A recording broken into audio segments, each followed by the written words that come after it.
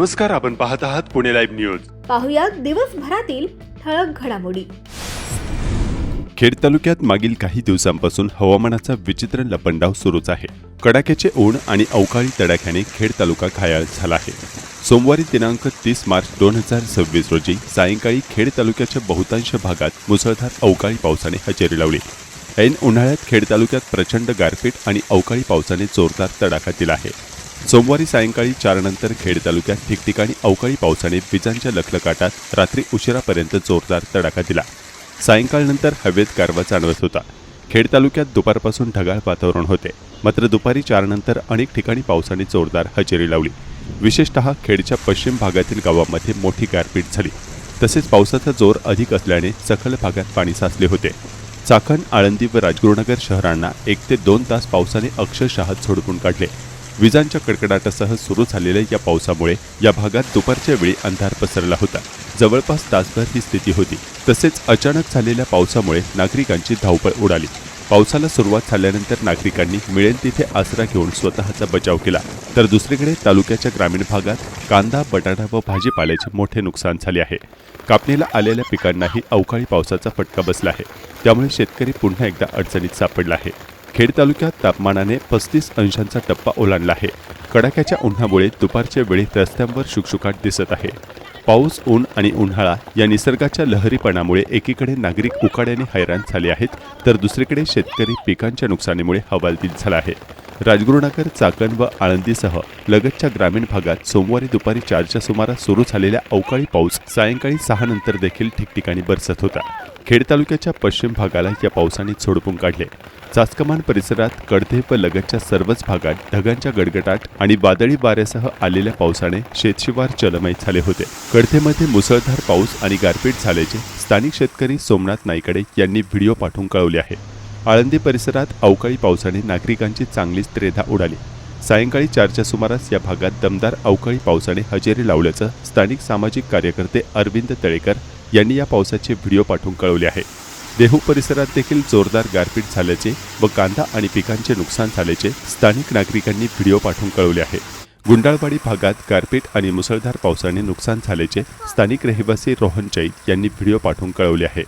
उन्हाचा कडाका वाढला असताना सोमवारी सायंकाळी अचानक तालुक्याच्या विविध भागात जोरदार अवकाळी पावसाने हजेरी लावली. या अवकाळी पावसाने नागरिकांची एकच धावपळ उडाली. सायंकाळी 4 वाजल्यापासून ते रात्री उशिरापर्यंत ठिकठिकाणी या अवकाळी पावसाची अविश्रांत बरसात सुरू होती. अनेक ठिकाणी रस्त्यावर पाणी साचल्याचे वाहन चालकांनी कळवले आहे. खेड तालुक्याच्या सर्वच भागात वादळी वाऱ्यासह ढगांच्या गडगडाटात गारपिटीचा पाऊस झाला. या अवकाळी पावसामुळे शेकडो हेक्टर क्षेत्रावरील कांदा पिकांचे नुकसान झाले असून काही अंशी भाजीपाला तसेच इतर पिकांना फटका बसला आहे. आणखी काही दिवस गारपिटीचा अवकाळी पाऊस पडण्याची शक्यता आहे. त्यामुळे शेतकऱ्यांनी पिकांची काळजी घ्यावी असेही आवाहन कृषी विभागाने केले आहे. सोमवारी झालेल्या या पावसामुळे तापमानात किंचित घट झाली असून नागरिकांना उष्णतेपासून दिलासा मिळाला आहे. 30 मार्च ते 4 एप्रिल दरम्यान राज्याच्या हवामानात मोठा बदल होण्याची शक्यता हवामान विभागाने व्यक्त केली आहे. दरम्यान मेघगर्जना आणि विजेच्या कडकडाटाच्या वेळी नागरिकांनी आणि शेतकऱ्यांनी स्वतःची तसेच पाळीव जनावरांची सुरक्षितता सुनिश्चित करावी. अशावेळी झाडाखाली, पत्राशेडखाली तसेच विद्युत ट्रान्सफॉर्मर, वीज खांब आणि विद्युत वाहिन्यांच्या जवळ उभे राहणे टाळावे असेही आवाहन करण्यात आले आहे.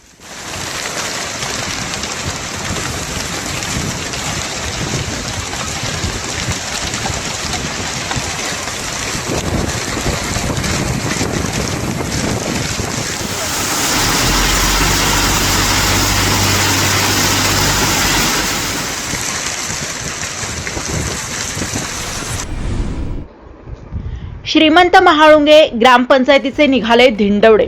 वीज बिल थकल्याने महावितरणचा दणका, 7 मीटर जप्त. खेड तालुक्यातील चाकण औद्योगिक क्षेत्रामुळे मोठा महसूल मिळवणारी आणि श्रीमंत म्हणून ओळखली जाणारी श्री क्षेत्र महाळुंगे ग्रामपंचायत सध्या एका वेगळ्याच कारणाने चर्चेत आली आहे. कोट्यवधींचा निधी आणि प्रचंड महसूल असतानाही चक्क वीज बिल न भरल्यामुळे महाराष्ट्र राज्य विद्युत वितरण कंपनीने महावितरण येथील 7 इलेक्ट्रिक मीटर काढून नेले आहेत. या कारवाईमुळे श्रीमंत समजल्या जाणाऱ्या ग्रामपंचायतीच्या कारभारावर प्रश्न निर्माण झालाय. प्राप्त होत असलेल्या माहितीनुसार महाळुंगे ग्रामपंचायतीकडे महावितरणाची मोठी थकबाकी आहे. वारंवार सूचना देऊनही आणि नोटीस बजावूनही प्रशासनाकडून बिलाचा भरणा करण्यात आला नाही. अखेर आज महावितरणाच्या पथकाने धडक कारवाई करत ग्रामपंचायतीच्या अखत्यारीत येणारे 7 महत्त्वाचे मीटर काढून घेतले. आम्ही वेळच्या वेळी कर भरतो, मग प्रशासनाच्या ढिसाळ नियोजनामुळे आम्हाला अंधारात का राहावे लागत आहे असा प्रश्न सामान्य नागरिक विचारत आहेत. या कारवाईमुळे गावातील पथदिवे बंद पडले असून चोरीचे आणि अपघातांचे प्रमाण वाढण्याची भीती व्यक्त होत आहे. चाकणमध्ये अनेक भाडेकरू मंडळी आता गॅस उपलब्ध होत नसल्याने अनेकांनी चाळीतील भाड्याच्या घरांच्या दारात चुली पेटवण्यास सुरुवात केली आहे. कमी उत्पन्नात शहरात राहणाऱ्या नोकरदार मंडळींना गॅस टंचाईचा फटका सहन करावा लागत आहे. काळ्या बाजारातून किलोभर गॅससाठी आता 500 ते 600 रुपये मोजावे लागत असल्याने चुली व शेकडीशिवाय पर्याय उपलब्ध नसल्याचे भाडेकरू नागरिक सांगत आहेत. चाकण औद्योगिक भागात राहणाऱ्या नोकरदार आणि विद्यार्थ्यांसाठी बाहेरचे जेवण हाच मोठा आधार असतो. मात्र रोजच्या खाण्यापिण्याच्या नाश्त्याच्या वस्तू महागल्याने त्यांच्यात नाराजीचा सूर आहे. प्रशासनाने गॅसचा पुरवठा सुरळीत करावा आणि अनधिकृत साठेबाजीवर लगाम लावावा अशी मागणी नागरिक करत आहेत. चाकण शहर आणि औद्योगिक कारखाने असलेल्या ग्रामपंचायत हद्दीत गेल्या काही दिवसांपासून जाणवणाऱ्या गॅस टंचाईमुळे सर्वसामान्यांच्या खिशाला मोठी कात्री बसली आहे. व्यावसायिक गॅस सिलेंडरच्या पुरवठ्यात अडथळे निर्माण झाल्याने हॉटेल व्यावसायिक आणि खाद्यपदार्थ विक्रेत्यांनी आपल्या दरात वाढ केली आहे. याचा थेट परिणाम रोजच्या नाश्त्यावर आणि जेवणावर झाला असून वडापाव, पोहे यांसारख्या लोकप्रिय पदार्थांच्या किमतीत वाढ झाली आहे. चाकणमध्ये औद्योगिक वसाहतीमुळे नाश्त्याच्या ठिकाणी नेहमी गर्दी असते, मात्र आता काही मंडळी गावाकडचा रस्ता धरू लागली आहेत. खेड तालुक्यातील येलवाडी संत तुकाराम नगर येथे कांदा काढणी चालू असतानाच सोमवारी मुसळधार पावसानं झोडपलाय. त्यामुळे 2 एकरावरील कांदा खराब झाला असल्याचं शेतकरी बाळू गोविंद गाडे यांनी कळवलं.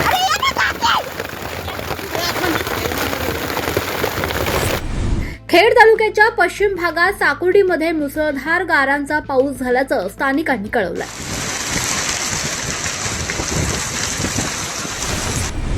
सोमवारी झालेल्या पावसानंतर चाकण औद्योगिक भागातील अनेक गावांचा वीज पुरवठा खंडित झाला होता. काही ठिकाणी सुरळीत झालेल्या वीज पुरवठ्याचा रात्री उशिरापर्यंत लपंडाव सुरू होता. औद्योगिक भागातील कुरळी आणि परिसरात शेकडो नागरिक रात्री उशिरापर्यंत अंधारात होते. वडिलोपार्जित जमिनीच्या वाटणीचा राग मनात धरून एका 62 वर्षीय व्यक्तीने आपल्या चुलत भावाच्या झोपलेल्या कुटुंबाला जिवंत जाळण्याचा धक्कादायक प्रयत्न केला. खिडकीच्या काचा फोडून घरामध्ये पेट्रोलने भरलेले आणि सुतळी बॉम्ब लावलेले पेट्रोल बॉम्ब फेकल्याची खळबळजनक घटना पिंपरी चिंचवड पोलीस आयुक्तालय क्षेत्रात आणि खेड तालुक्याच्या हद्दीवर असलेल्या देहू गावातील हनुमान मंदिराजवळ घडली आहे. या प्रकरणी 74 वर्षीय सुनील पंढरीनाथ काळोखे यांनी पोलिसांत तक्रार दिली असून याबाबतचा गुन्हा दाखल करण्यात आला आहे.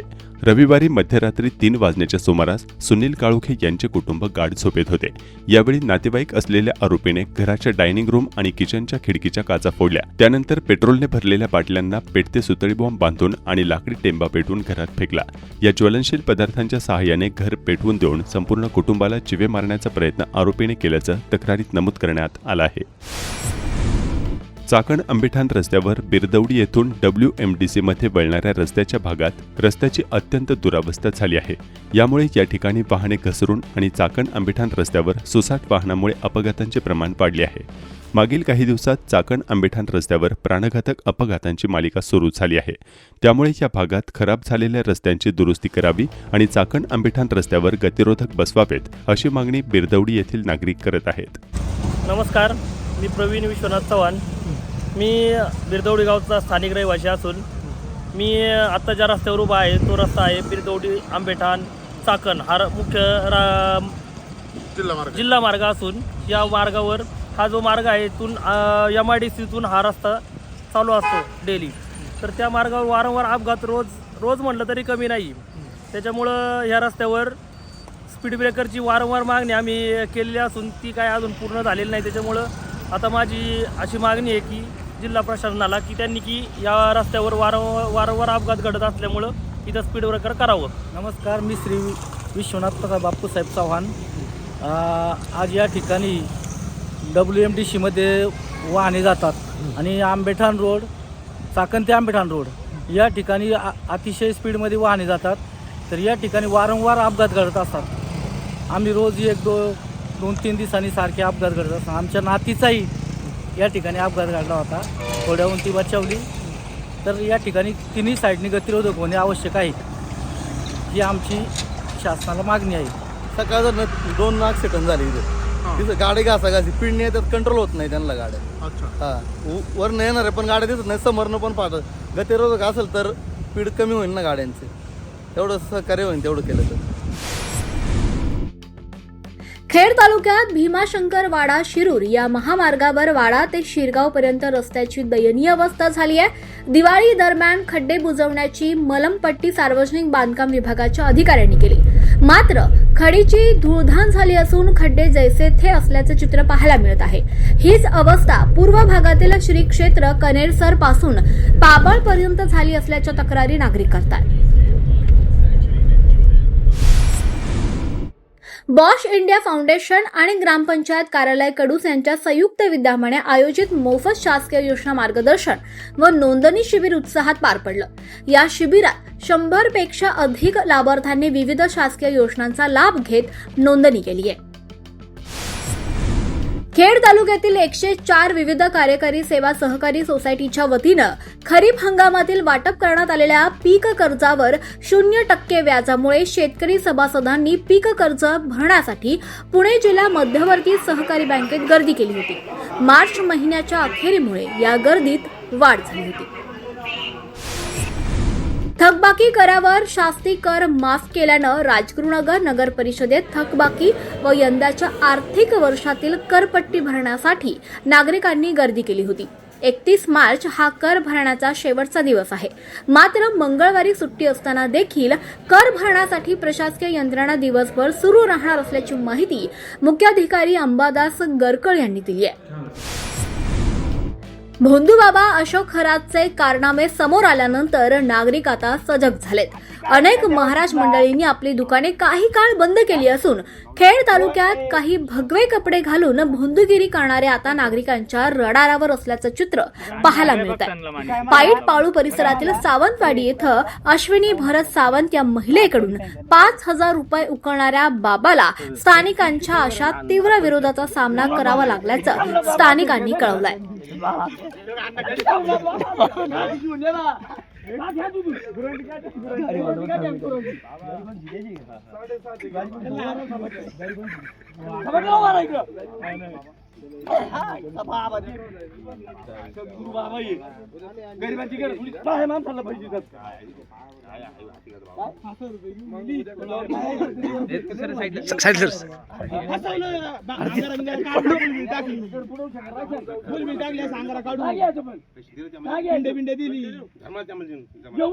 पिंड दिली बरोबर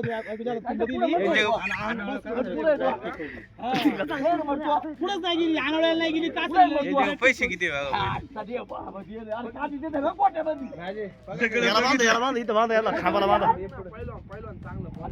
पोलिसांना फोन गाव कुठे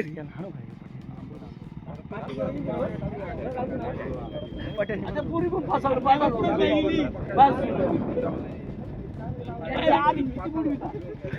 थांबलं पाहिजे कुठं चाललं लगेच बाबांनी पैसे तोडून जावं कोणतेच नाही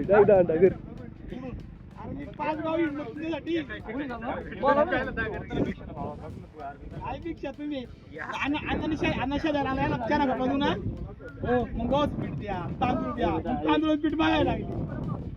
हे पण डेंजर बाबा आहे, इथे खांबाला बांध त्यांना.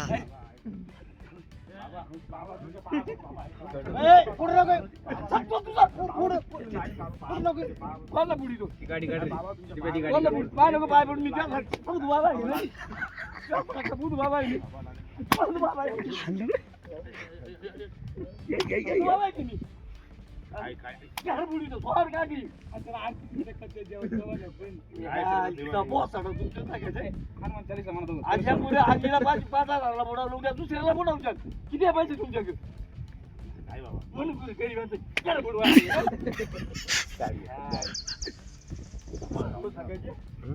गाव खंतर तू अरे वा वा खरं सांगा वा वा वा बाबा ऐका माझं जाऊ दे बाबा. पुलिस येते थांब. 14 काय कोणती गाडी आहे? पोलीस आला होते थांब. मी 14 गाडी चोरली काय तुम्ही? ही गाडी चोरली वाटते मला वाटते. हा चोरीची वाटते चोरीची वाटते मग हे काय नाव भिक्षा दिलेली भिक्षा दिलेली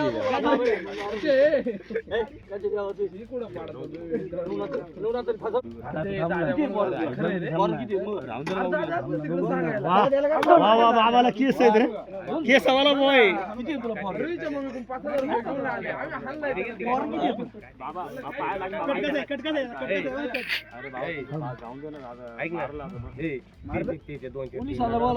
बाबा दाढी येतो काय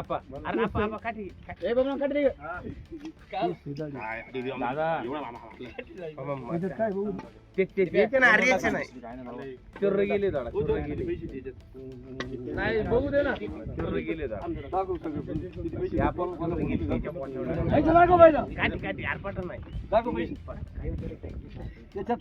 पैसे कुठं इकडे इकडे इकडे इकडे हरिओम नमः शिवाय हरिओम इकडे इकडे इकडे दिप्याचा हात धर दिप्याचा हात नमः शिवाय तिकुला हात धर तिकुला दिप्या तिकुला हात धर हरिओम नमः शिवाय तिकीट टाकी ए दिप्या साकड परिसरातील अनेक कुटुंबे ज्योतिबाच्या दर्शनासाठी प्रत्येक वर्षी आवर्जून जातात. ज्योतिबा दख्खनचा राजा आणि त्यांच्या यात्रेबद्दलची आख्यायिका अत्यंत रंजक आणि श्रद्धेची आहे. कोल्हापूर जिल्ह्यातील वाडी रत्नागिरी येथे हे जागृत देवस्थान आहे. यात्रेबद्दलची प्रमुख आख्यायिका आणि कथा खालीलप्रमाणे आहे. 1. ब्रह्मा, विष्णू आणि महेश यांचा अवतार. आख्यायिकेनुसार करवीर कोल्हापूर भागात रत्नासूर नावाच्या राक्षसाने धुमाकूळ घातला होता.